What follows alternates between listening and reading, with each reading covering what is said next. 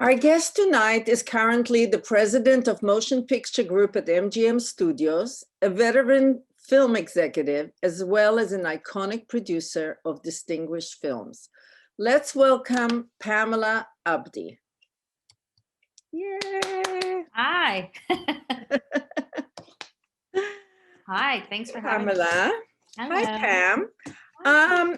So you are currently head of production, post-production at MGM Studios. Yep. Can you describe what is a typical day for you at the job? In other words, what do you do all day? What do I do all day? So I do lots of things. I have a very large team, and today I started at 8 a.m. with a pitch, and with the writers and director coming in, pitch me a movie that they want to do. Then I had another pitch at 9, and then I went on a social distance walk with someone that needed some advice. And then I went into my production staff meeting. And then I went into another meeting where I got updated on an overage of a film. And then I went into a green light meeting. And then I went into another meeting, which was a head of department meeting. So I'm in a lot of meetings on Zoom all day long. And in the middle of it, trying to manage the movies that we have in production, manage our team, manage thinking forward slate planning for next year and the year after, managing finance, managing business affairs. It's a very all-encompassing job while being at home and having my daughter in school in the other room. And I roll calls and I cook dinner and I do lots of different things. And, I have a great husband and great partner, so we make it all work, but it's a little chaotic. But that was today. That was just today. Every day's different, right? It depends on, I'm going to see 2 director cuts at the end of this week. Tomorrow morning, I'm going to a mixing stage to watch the final playback on one of our films. So, it really changes on a day-to-day basis, just depending on sort of what is the most urgent and important thing that has to get done in that time frame. Let me ask you something, because I saw that you doing Ridley Scott's Gucci. Mm-hmm. I know that he's been trying to make that movie for decades. Yes, he has. So and this is a question that maybe even students can learn a little bit about tenacity, and also, why was it made now? What was it different right now about that project? It has an incredible cast, and I don't know if any of the cast was attached to the movie, or they only when they came in, and that made a difference, or most of them were attached after you decided to make the movie. But what was it about this time that was different that got it greenlit? Well, I think some projects take a really long time to get made. I mean, I want to say Benjamin Button took almost 20 years to get made. And I think, I had worked on a film called Freedom Writers that I worked on as a producer. And then ultimately I made it as a studio executive. Oh, and here is my daughter. How are you? I'm back. You can't just run and say hi to everyone. This is Mackenzie. Hi, Mackenzie. You want to stay for a while? You want to stay for a while? Hear and listen, or are you playing with your friends? Playing. Sorry, she's playing on Zoom. I'm sure she'll pop back. I apologize. Anyway, so I think it's just timing, right? It's like it takes the universe sort of to come together at the right time for a film to get made. I think for this particular movie, it's now called House of Gucci. Ridley's been wanting to make this film forever. And I think it was set up at various studios that were never really in the right place or the right time to make them. And when Mike DeLuca and I came in to take, to run MGM, we were really opportunistic in finding, being our mission, which was to find great movies with great filmmakers that are authors and sort of champion those films. And this is one of the first films that we bought when we came, and it just had Ridley and Lady Gaga attached. So when we bought the film, we said we would make it. Ridley was in the middle of making another film. It was shut down because of the pandemic, but we knew that he wanted this to be his next film. So we just quickly mounted it with the rest of the cast, and we're getting ready to start shooting right in the top of March. So it's super exciting. Yeah, amazing cast too. Thank you. We did Q&A with all of that cast already. Adam Driver, Al Pacino. It was really great. So great. How did you start in the business? Well, I went to Emerson College in Boston. I grew up in New Jersey, and I was actually a dancer growing up. I spent most of my childhood dancing, and by the time I was about 8 or 9, I think, I was dancing about 6 days a week. And my mom would take me into New York City, and I would take class there. I would perform, I would do theater, I would audition for stuff. And I actually thought I was going to be a dancer. That was what my journey was. I didn't want to go to college. I just wanted to go to New York and start auditioning. And my parents said, yeah, you're not doing that. So they forced me to go to school. And I'm grateful for it. I mean, I ended up going to Emerson in Boston, and I went for dance and theater. And when I was a sophomore, I broke my foot in point class, and it was really one of the huge turning points of my life, no pun intended. But I was out of commission for the first time in my whole life since I had been 8 years old, where I couldn't dance for about 4 or 5 months, and I had to go to rehab, and it was really unfortunate and painful. And it really, like any athlete, it starts to wear on your brain a little bit and your heart of like, what am I going to do with my life? I thought this was it. And it's the first time you start to question your ability to really to do it, and will you be able to do it? You don't know anything else. So I moseyed over to the film department. I had a bunch of friends that were in film school, and those kids were like not really cool if you weren't already in the film program. They were sort of, they were just like, oh, you had to, it's just film school, like fancy. They wanted you to be a director already. And I was just a kid who didn't know anything about it. I didn't even know I could have a job in the film business. I didn't know anybody. And let's be honest, in the 80s growing up, it's not like there were a ton of women in positions of power or in positions of directing or really producing. And anyway, I started to take film class, and I sort of fell in love with it because I really felt like there was a correlation between choreography and the camera and movement and light and theatrical and just all of it. I just was fascinated by it all. And honestly, I read two books during that semester. I read They Can Kill You, But They Can't Eat You, Dawn Steele's book. And I read You'll Never Eat Lunch in This Town Again, Julia Phillips' book. And I was mesmerized because I could see myself in like looking up to those women. And then I started to read about Gail Ann Hurd, and I started to read about Sherry Lansing and Polly Platt. And I really started to like see, oh, there is a space for women in the business. I don't know that who knows if I could have ever been a director. It just wasn't what the path was. Yeah. And I became hyper-focused that I had to go to LA and I had to get into the film business. And I still danced the rest of college. I did, but it just became secondary in a weird way. And this became my drive. Yeah, you can imagine when we arrived there at 1972. I mean, forget it.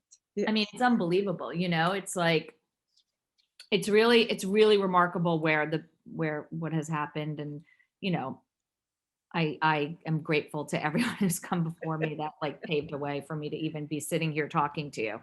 Yeah.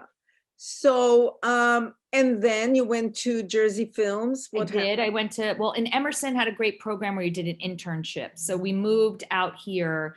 You either applied for the program for your first semester, or your second semester, senior year.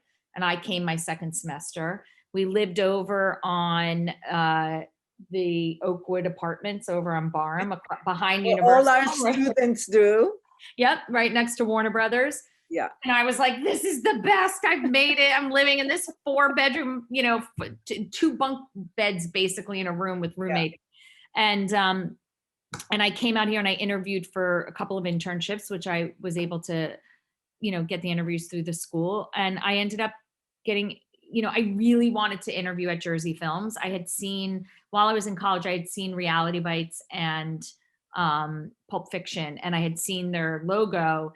And You're from New Jersey. I'm from New Jersey, and I'm being naive. I'm being honest. I was like, oh, I could work in the film business and live in New Jersey, in my town that I grew up in, which was just silly. But that was that was my introduction to the company. And I interviewed there, and I got the job, and I ended up interning there 4 days a week. And honestly, I got really lucky. Stacy Scher, who's a partner there, is a mentor of mine, and she took a liking to me and just started giving me scripts to read, and she was training me to be her second assistant. And I guess it was Danny was just finishing shooting Matilda as a director, and he let go of his assistant the day before they wrapped. And I had spoken to Danny on the phone. I didn't really know him very much, but because after I was an intern, after about a month and a half, they gave me a job as a receptionist. So then I would answer the phones and make coffee and, clean the kitchen and run errands and stuff. And, but I would answer the phone, and I had a really thick Jersey accent, even thicker than it is now. And Danny would call, and he would just have these conversations with me because he was from Jersey. So when it was time for him to hire an assistant, he literally called Stacy, and he was like, I'll take the kid at the front desk. She's from Jersey. So they came to me, and I walked over to the stage that he was shooting on, and I met him, and we talked for a minute, and he was like, okay, you're going to go sit in this stage and answer my phones and, do my calendar. And honestly, it was like a life-changing opportunity for me, because till this day, he's him too. He's a mentor. He's like a second father to me. He's one of the most generous and wonderful people I've ever met. And I learned how to make movies at that company. I was given tremendous opportunity and space to grow. And, they could not have been more supportive bosses. And they really taught me how to make films and be on set and what to do. And it was great working for Danny, because he wasn't just a producer. Like, he was, because he's a actor, director, and a producer. Right. We got to do so many different things. So it wasn't just what we were doing at Jersey. Like, he did, while I was his assistant, we worked on LA Confidential, and we worked on The Rainmaker. So I was able to go be on set with him, and really, like, when he was studying his lines, I could go sneak around to the AD department and the line producer and like ask a million questions. And it was like the greatest school, greatest education I could have ever received. Absolutely. And they had access to everybody, and they made excellent movies, and it was really great. So you have done both arty independent type of movies and studio movies. Could you maybe tell us what the differences are, if any? I mean, there's not a lot of difference. It's just, I feel like anytime I've made something that I thought I was supposed to make, I have not won. I have not been successful. So it's like guessing what a tent pole is. Yeah. It just was not, it just is never the recipe for why you should make something, right? And there's so many things I've learned over the years, and not every movie is going to work, right? But if you at this point in my career, I'm 26, almost 27 years in, and all I have is my taste, right? And my gut. And I also have to think like a businesswoman too, because you can't just, like, not everything should just get made, right? But you also should not be fearful of taking risks and failing, or taking risks and swinging high and doing something that's bold, that doesn't have any comp to it, or any kind of, path to say, well, this worked before, so this is definitely going to work now. I think some of the most exciting things I've ever worked on are things that no one comped anywhere in any system, so I don't know, I don't think there's anything different. You still have to work with filmmakers. You still have to identify a good story. You still have to develop a good script. You still have to put all the right team around the filmmaker. You have to cast it right. You have to pick the right date. You have to, there's so many things you have to do. You have to not be in the middle of a pandemic and only have theatrical, like you there's so many things that you have to do to make something great, and again, I don't think anybody, I know I never set out to make something bad. I always intend with great intention, wanted everything to be great, but it doesn't turn out that way all the time. I just think that I remember when I made my first really independent movie, I was just thinking, how much harder is it for a producer? Because at least at the studio, I have a department, the music department, the production department, the legal department, and they help you so much. Well, they do, definitely. The infrastructure is a big difference, I mean, having had a independent financing company on my own, and now being in a big studio, yes, the infrastructure alone is amazing. But, on the producing side, I don't think more money begets a better movie, like my greatest joys have been Garden State and Queen and Slim. And, we made them both for not a lot of money, and without a big studio financing them, Fantastic. Okay, I'm going to open up. I have a lot of questions I might intersperse with the student, but let's open up to some of their questions. Mike, do we have some questions from our students? We absolutely do. We have a question here from Courtney Kim. Courtney, we've enabled you to start your microphone. What is your question for Pam? Hi, Pam. It's nice to, sort of meet you. Yes, nice to meet you. My first question is, what is it like working as a producer pre-pandemic, working as one now during the pandemic, and how do you think all of this is going to change how things are done post-pandemic? It's a great question. Pre-pandemic, it was, you just hustled and made your movies and dealt with what your budget level was and put the movie together. And, sometimes things took longer to make choices on, and everybody was very complacent and laxed, shooting. There's a lot of waste that went on. There was a lot of time spent, you went overtime a lot. And now post pandemic, you don't have the luxury of any of that anymore. You have to be locked down, efficient. Everyone's testing. You come into work. There's no games. There's no people hanging around. If you're not being, working in the A pod at that moment, you come in. If you're in a B or C pod, you do what you need to do, and then you leave the set.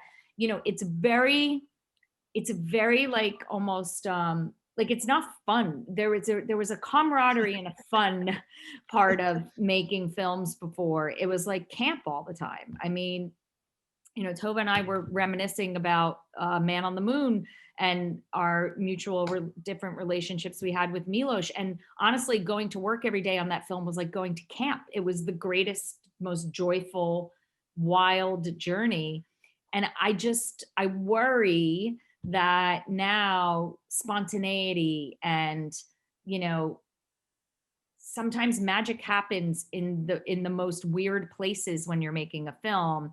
And I worry that because of the rigidness of just getting in, getting the work done and getting out, that the work may be hindered, and there's no answer right now of like when this part is going to stop. Just in the same way that none of us know when we're not going to be doing this anymore.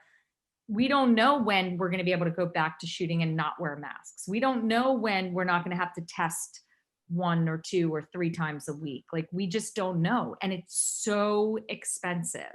So what it's doing is putting an undue burden on a lot of film budgets so that if you're not a giant tentpole movie and you're making, say, a $20 million film, and you have to carry $3, $4, $5 million costs above that on for COVID costs, it worries me that some great movies that deserve to be made are not going to get made right now because the cost is too burdensome. I couldn't say the word. That's all right. Thank you. Yeah. We have another question here from Eric Fallon. Eric, we've enabled you to start your microphone. What is your question for Pam? Oh, we're having a little trouble with Eric's mic, so I'll go ahead and ask his question. Sure. Eric asks, what part of financial management do you do for productions? Do you have to find a collection of financiers for every project, or do you ask for a portion of the company's budget?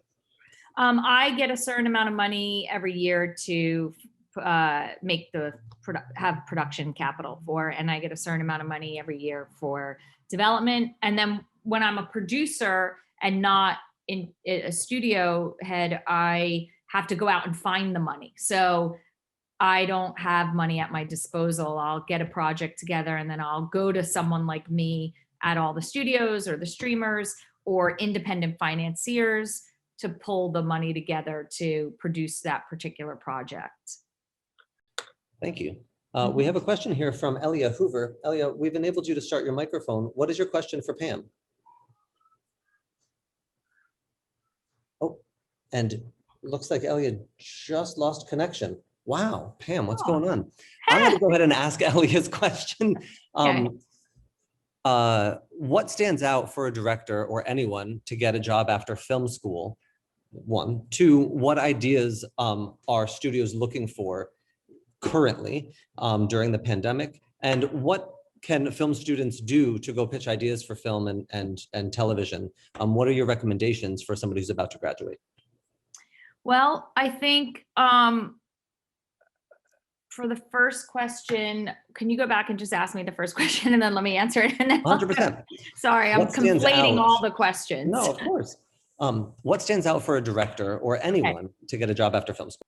So I think what stands out for directors is it's not, I'm just being honest, it's not easy as coming out of film school to go get a job at a studio as a director. A lot of times directors will they'll write something themselves and that's great. And if they're not, then they will, go make a short or they will make an independent film, and that will sort of get the recognition of people like me in my job. I think what makes a director stand out is a strong point of view. Like, you have to have a vision, you have to feel confident in your vision, and you have to not waver from your vision, but also be collaborative. I think it's very important. I think a lot of lessons that directors sometimes get, like, don't trust the studio, don't do this, don't listen to what they have to say. And the studio doesn't have to be a bad place. The studio can be your partner. Like, every filmmaker that myself or Mike DeLuca, who is the chairman of our company, like, our whole mission at the studio is to make a safe and filmmaker friendly studio for people. So it's all about being collaborative, right? And it's about being transparent and being open and just being clear about what your vision is. I think for film students, if you're a director, I think you should get either on a set and start trying to shoot. I think you should shoot shorts. I think you should maybe get a job as a director's assistant if that's available to you, where you can learn and really understand what goes behind shooting. Everyone's path is different. So I think if you're a filmmaker, as I always say, do anything you can to continue to create and to continue to make content and get it out there. What's available nowadays is so remarkable compared to what was available when I was starting in the 90s. Like, the fact that you can go shoot something and edit it on your computer and then post it somewhere and create art and get recognized is remarkable. So it's really about, it's about as much as you can show your work, and there's so many different places to show it, is is great. You know, I think there's real opportunity now for young filmmakers, because again, you can show stuff like we're finding people's art and artists on Instagram and on, you know, Vimeo and all these different avenues where people show their content. Thank you so much. You did a great job with all of those questions. Sorry that I threw them all at you at once. That's okay. We do have a question here from Grace Ward from our New York campus. Grace, we've enabled you to start your microphone. What is your question for Pam? Yes. What is something you've learned in film school that has really helped you in your career and has never left you? Well, when I went to Emerson, we were the like underdog school in the 90s. We weren't cool like NYU or USC when back then. You know, now there's wonderful film schools, New York Film Academy. There's so many great schools now, but Emerson was kind of the underdog. So what I learned in film school was there's no job that's too small. Like no matter how, like it doesn't matter what you have to do. Every job on that set is important and every job is meaningful, and there's nothing that's beneath me. So I still, to this day, there's nothing that is beneath me. I don't care if I'm in this job. I don't care if I'm a producer. I'll do whatever it takes to help navigate a problem, to find a solution, to, you know, I don't care if I have to, you know, I tease, I say, you know, if you have to pull cable, we'll pull cable, like whatever it takes to get it done, is my attitude. And I feel like at least over the course of my career, people think things are like not their job and I just don't believe that. I believe like to be a great producer, I think you have to be able to manage so many different, you know, people and personalities and creative and money. And it's an incredible responsibility that doesn't really get enough credit. Because it's a director's medium, but without you know, all great directors have great producers. They just do. Thank you. Thank you. Mm-hmm. We have a question here from Sylvia. Sylvia, we've enabled you to start your microphone. What is your question for Pam? Hi. Hi. I was really impressed with all of your work with Queen and Slim. I wanted to know, as a producer, what was it like producing that film? And did the experience teach you anything new? Yes, it was one of the great experiences I've had. I truly love Melina and Lena. I just recently made an overall deal with Melina at MGM and her company for her to produce and direct films. And what I learned was, you know, I'm a very like type A, you know, like I said, I have to like have my hands in the mix of everything and I have to be part of everything and figure everything out and find solutions. And what I learned on that movie wasn't about that. That movie was about creating a space and a safe space and give Melina and Lena the floor and just stand in the background and be there when they needed me and to help navigate certain things that they needed help with. And that was it. That was my space. And you know, it changes on, you know, everything changes on every movie. And ultimately on that film, you know, that was how it was in prep and shooting. And then in post, Melina and I ended up, you know, we were together all the time doing everything. And it just became about a growth, you know. And what was so joyful about that film was both of those women have such conviction. They are brilliant artists and visionaries. And I think that's a great lesson, is allow artists and visionaries to have their space to tell their stories. Don't try to impose your own stuff on other artists, you know. Just you find your way within a process. But like I said, every process is different. But I really learned about creating space for artists' voices. And honestly, it's one of the great joys of my career, that film. Thank you. We do have a question here from Shreya Jha. Shreya, we've enabled you to start your microphone. What is your question for Pam? Hi. So I was wondering if you had the opportunity to give yourself, your younger self, an advice, what would it be? And my second question was, what advice would you give to upcoming producers who are trying to produce short films during this pandemic? My younger self would be stop feeling anxiety over things that aren't warranted giving your anxiety over to. I spent so many years second guessing myself or questioning politics or all this stuff, and it's all garbage. It just doesn't, it's such wasted energy. I can't tell you how many nights I haven't slept for no reason at all. So I wish I told my younger self that, because maybe I wouldn't look so tired at this age. But and what advice I can give you is hone your voice, read a lot, try to get your hands on as many scripts as you possibly can read. One of the best pieces of advice I got from Stacy when I was 21 and starting was, you need to form your taste. You need to be able to identify, you know, what is a good script? What is a good filmmaker? How do you identify something that's great?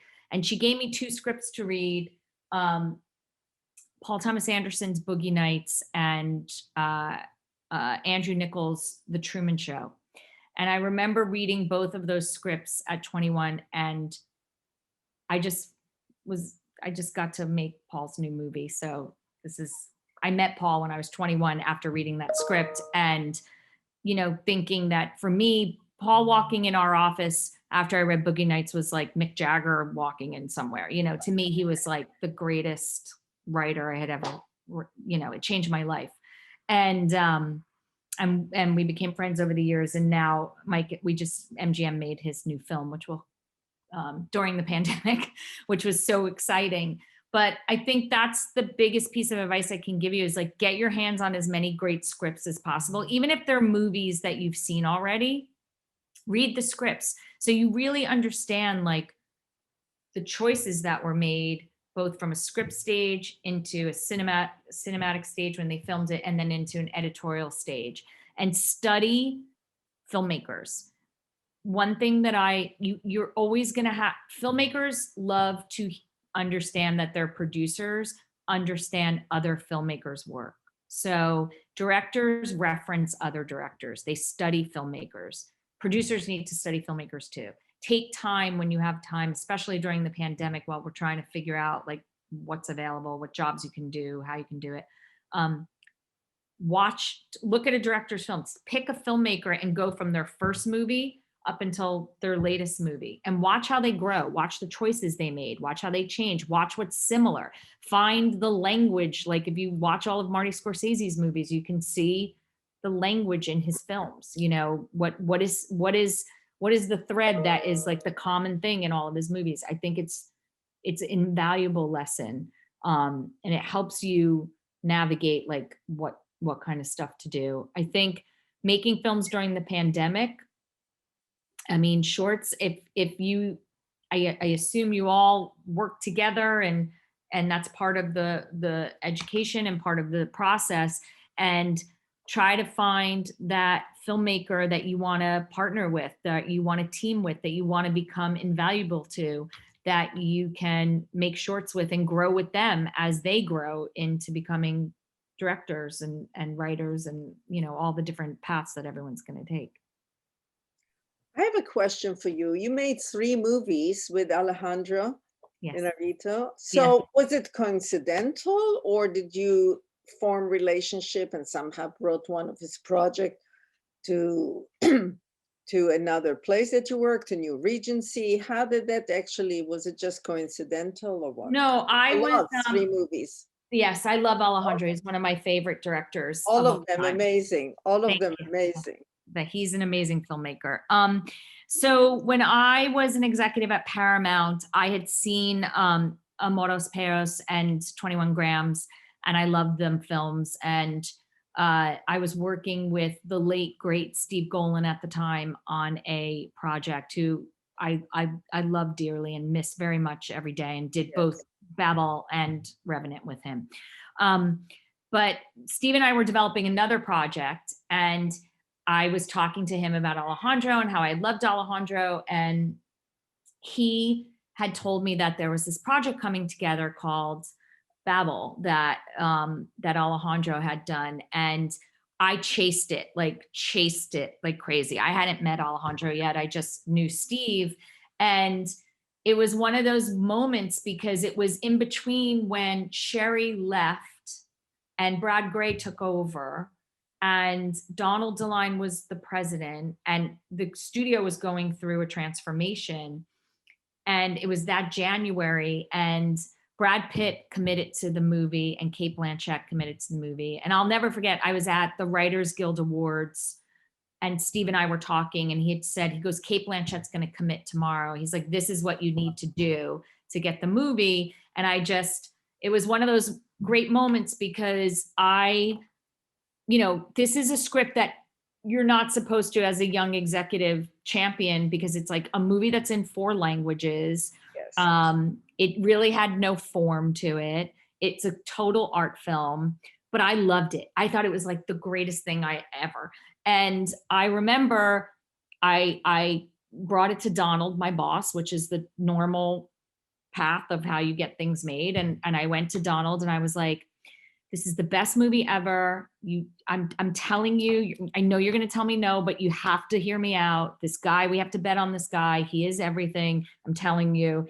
And so that next day, Donald called me at my house and said, can you call Brad Gray, whom I had never met before, right. And he hadn't even started yet at the company.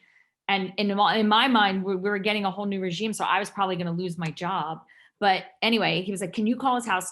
I need you to get a messenger to get the script from your house and get it to his house. I said, okay. So I'm like, do you have his address? And Donald was like, no, I'm out. Just call his house. So I'm like, okay. So I call him. I'm like, hello. I know you don't know me. I'm an executive here. And anyway, he said to me on the phone, he goes, what do you think of the script? And that's like the scary politics, because the new boss, like that's not the order of how things are supposed to, or at least how that studio was run. And Tova, you know that, like, I'm not supposed to tell the new chairman what I think before I know what my direct boss thought. Yes. So I figured in this moment, I'm going to get fired anyway. What's the difference? Yeah. So I said, there's so many reasons why you would say no to this. It's not going to look good on a model, but this guy is an effing genius and we have to make this movie. It will define what we're doing at the studio. So I begged them to make it and we made Babel. And that's how I met Alejandro. And then. But Brad was his client anyway. He probably. You mean? No. No, no, he wasn't. Oh, Brad Pitt. Yes, Brad Pitt was Brad Gray's client. I'm sorry, I thought you meant Alejandro. I'm like, wait, no. Yes, he was. But the great thing was, so we made that film. Again, it was one of those great experiences. We launched Paramount Vantage with it. It was extraordinary. Again, one of the best times ever with Alejandro. I love him dearly. And then I had left Paramount, went to my other job, and became partners with Scott Stuber for 5 years. And then I went to Regency, and coincidentally, Aggie was in post he had just finished shooting Birdman. So then we were reunited there. We did post on Birdman together. And while he was in post, there was this script sitting there, The Revenant, that he was supposed to do before Birdman. And it didn't come together. So when I got there, I read that script. I was like, the best script I had read at Regency. And I just was like needling Alejandro, being like, you got to make this your next movie. You got to make this your next movie. And we ended up pulling it together and making that film, which was very challenging film to make, but extraordinary. So yeah, so I hope to be reunited with him again at some point one day. Of course. Yeah. Okay, student questions. Sorry, I grabbed your time. No, it's fine. We do have a question here from Michael Leibson from our New York campus. Michael, we've enabled you to start your microphone. What is your question for Pam?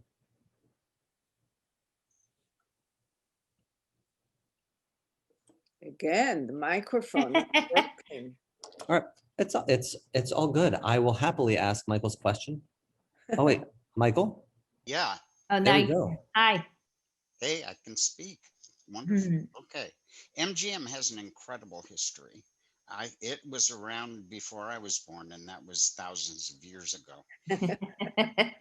Is there any sense amongst the execs of having a need to honor that history somehow in terms of the kinds of stories that you choose to tell?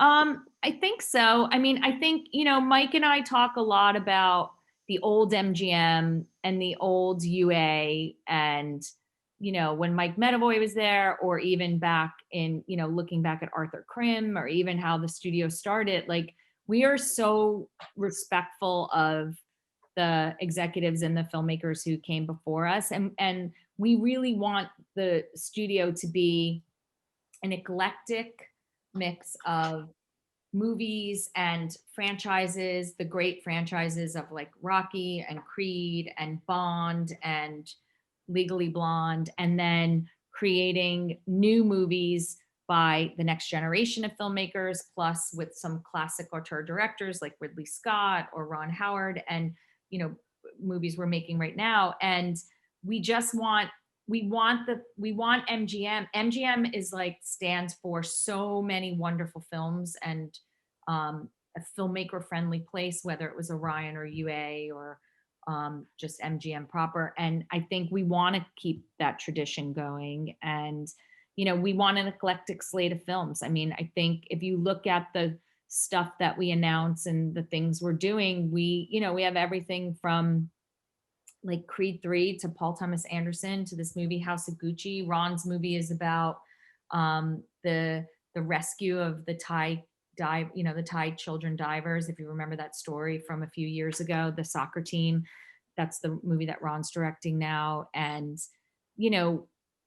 we really I want to do a musical, we want to bring back the MGM musicals, we want to do some comedies. I think we're open to all kinds of material. I think the guiding factor for Mike and I is filmmaker first and, not executive led development, meaning I don't need to sit in a room and listen to myself talk about development scripts. I want to hear what a filmmaker says and what their point of view is. And that's really what our vision of the studio is.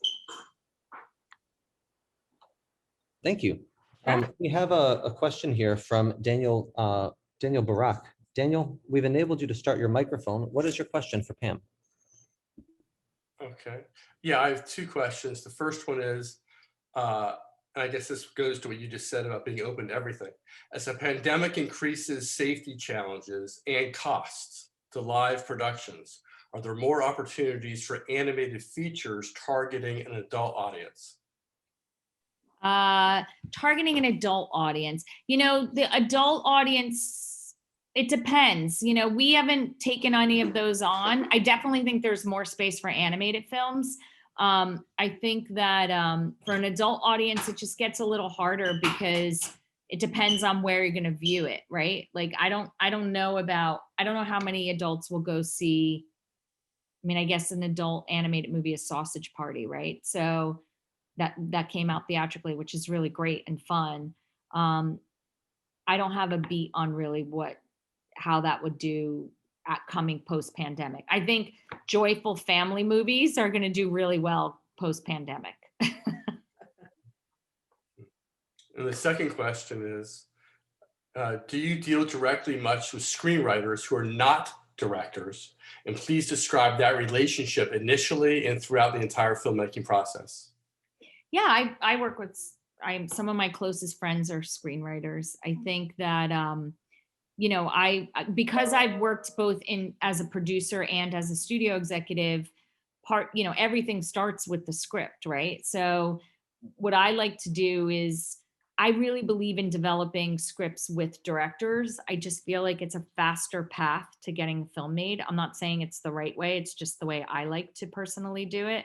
And I work hand in hand with the filmmaker and the screenwriter and talk directly to them and, tell them what I'm feeling, what I'm not feeling, what I feel like is working, what's not working. And, you know, I don't believe in dictating to screenwriters. I believe in, you know, saying what's not working for you emotionally or character wise. But yeah, I deal directly with screenwriters all the time.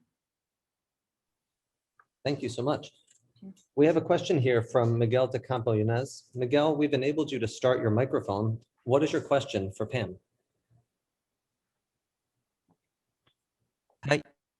Hi. Oh. Can you hear me? Yes. Oh, hi. Hi. Nice to meet you. Nice to meet you. First of all, thank you very much for giving us your time. I'm really enjoying this. Thank you very much. Sure. So my question could be, how much control do you think a studio should have over a project? And do you think that this control should be different if you're making something more independent or if it's something like a big blockbuster? Well, I think if you're going to make a big studio movie with a big budget, that the studio should have a lot of oversight of it. I think at the end of the day, I think, again, it's about collaborating with the filmmakers, and it's a business too. It's not just sitting around creating art. So I think you have to have a healthy respect for how expensive it is, and that everybody has stuff on the line when making the film. It's not just the filmmakers, the studio does as well. I think there's a way to collaborate with filmmakers without it feeling heavy-handed on a studio side. I don't think all studios do that, but I think there is a way to work through things together and come up with solutions and agree on what the number is. And then once you agree on what the number is, it's the responsibility of the filmmaker to deliver on that number. It's not the responsibility of the filmmaker to say you're going to deliver on that number and then all of a sudden like show up in post and the movie doesn't work because you didn't deliver on what your promise was. So I think when you're making an independent film, you have a little more leeway, you know, it depends on what the budget is. But once you start getting into that north of $100 million budget, you're playing in a big sandbox, and it's about communicating and being responsible, especially at that level. Thank you. We have a question here from Sarah Rossman. Sarah, we've enabled you to start your microphone. What is your question for Pam? Great, thank you.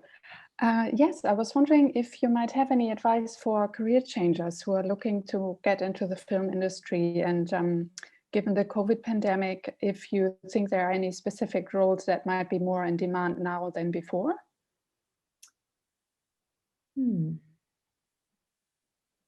I think, I think you should decide on what avenue you're interested in, and depending on if it's producing or directing or writing. And then I do think there's going to be opportunity coming out of the pandemic. I think it's tough right now in all reality because a lot of companies are consolidating and downsizing. But I do think there's such a vast need for content that there's going to be a lot of production work available for people because, you know, what we learned during this pandemic is like there's just not enough content out there to feed everyone's needs. So I do think once the pandemic gets under control and the costs get under control a little bit, that there's going to be a lot of opportunity to make stuff, and there's a lot of new places for that content to be seen. Thank you. We have a question here from Paul Mojaji from our New York campus. Paul, we've enabled you to start your microphone. What is your question for Pam? Hi, Pam. Hi. Hi. Paul here from your Film Academy. I'm actually calling from South Africa, and like you, I'm a dancer who's now also transitioned into being a filmmaker. My question is around casting, is around directing actually. As we know that casting is very important to storytelling. Is it important to find the right director for the right film? And how have you navigated finding the right directors for some of your films? And I think specifically, have you had any challenges with working with a director who was not necessarily fit for the Oh, yeah. right. Oh yes. Oh yes, I have had that. It's everything to find the right director for your film. I mean, if you don't have the right director, the movie's not going to work. Movie's not going to come in on budget. Movie's not going to have a point of view. So I actually think it's the most important choice you'll make on the film is who the filmmaker is. Because at the end of the day, it's a filmmaker's medium and they're the leaders. I think that's really, really important. And yeah, I've had situations where it's been really bad and we've made the wrong choice and you're so deep in it, the only way out of it is through it. And that's one of the big heartbreaks of when you have, I always tease the best day and the worst day of a producer's life. The best day of a producer's life is getting a director on their movie because it means the movie is probably going to go. And the worst day of the producer's life is getting a director on the movie because it's no longer what you've been dreaming it to be. It now becomes that person's dream. And you may not agree with every single thing that they want to do. And you may be stuck in this, your own vision of what that story was supposed to be. And then it changes. But that's kind of the beautiful thing about it too, because when it's good and someone comes on that you're really excited about and they elevate it and make it a great film, well, there's nothing better. Thank you so much. We have a question that was sent in from Markel Parker. Markel asks, has COVID accelerated the tipping point for when streaming takes over going to the movies? Do you think the movie theater business is dead? And what does that mean for the future of movies? I do not think the movie theater business is dead. I think once people feel safe, and hopefully that is by this summer, that, sometime this summer, that they will be going back to the movie theater. I think human behavior is not predictable, but we all want that kind of experience of being in a movie theater and watching a great movie and laughing or crying or being scared or whatever the movie is. I truly believe people will go back to the theater. I know they will. I mean, even during the pandemic, when we've had to do certain screenings on our movies in post, do test screenings, we did it safely. We're in 4 theaters, whatever. The people were so excited. The audience was so excited to be in a movie theater. People are dying to get out of their houses. We cannot stay living like this. It's just nuts. It's nuts. It's complete madness. And I don't want to, I watch streaming all the time too, and I respect all the streamers, but it's like, did people stop listening to me, like the radio when satellite came on? No, they still listen to radio. It's like, I just think movies are not going to go away. The movies were meant to be seen in a movie theater. Thank you so much, Pam.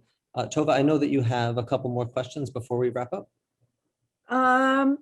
Well, if there's other student question, that's okay too. I'll ask you just one question.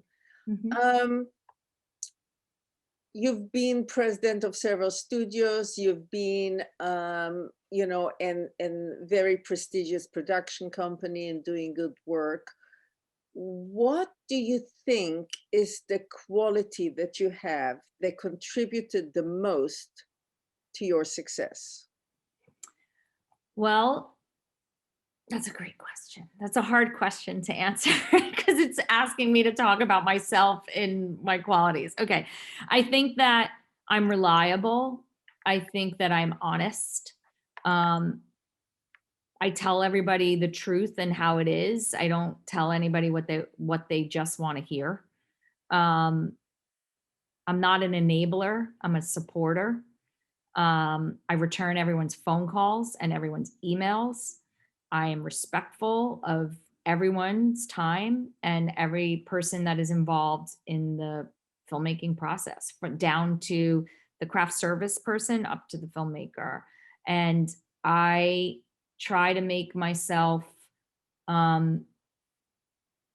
indispensable to people and to the directors. And I'm fair, and, I have lots of flaws too. I lose my patience sometimes, and I get upset and I have anxiety, and, you know, I sometimes I'm too quick to jump to a conclusion. I have a hard time delegating. I have a hard time letting anyone do their jobs. I feel like I can do everyone's jobs because I have done everyone's jobs. So, you know, those are all, like, I have a combination of all those things, but at least as I get older, I recognize my flaws, and I'm trying to do better where in the areas like delegating, and now I'm trying to mentor people because I had great mentors. I was really blessed.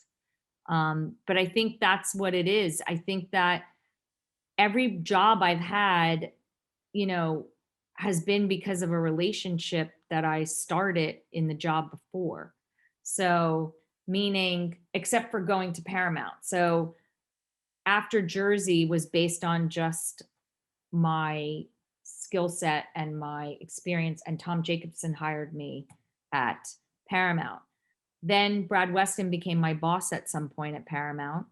Then I left and went there, and I partnered with Scott Stuber, who was running Universal when I was president of Jersey Films. So I produced for him when he was a studio executive.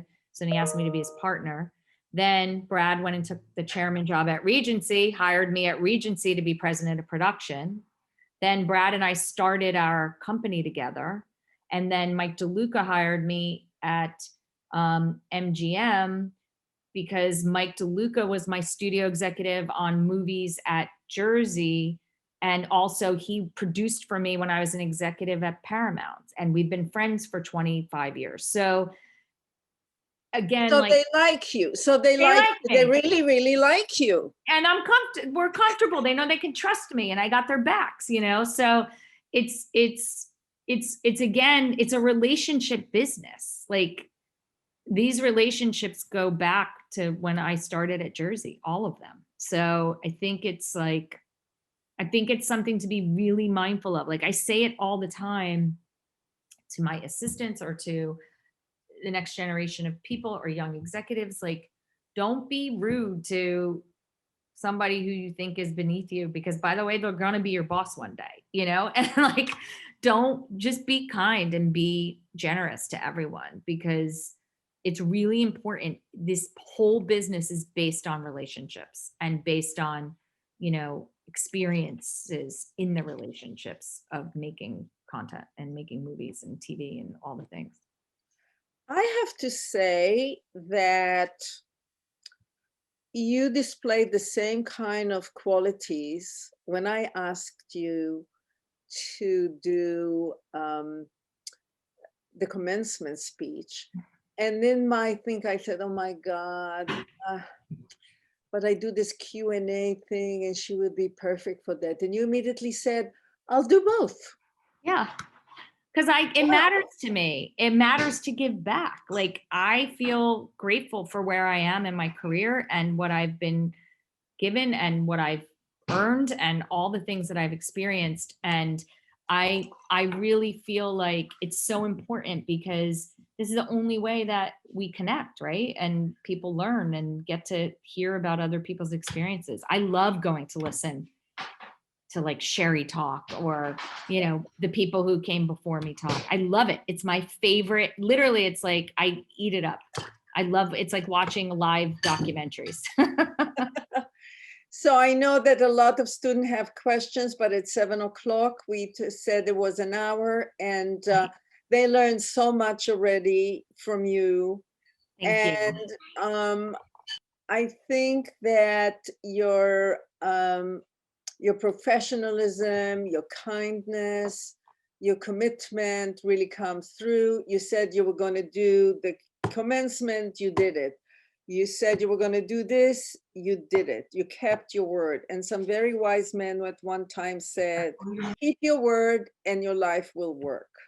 That's a great saying. I love that. So you kept your word. I hope the students got that also. Keep your word, your life will work. Even if the other people don't keep your word, you keep your word, and you'll become one day Pamela Abdy.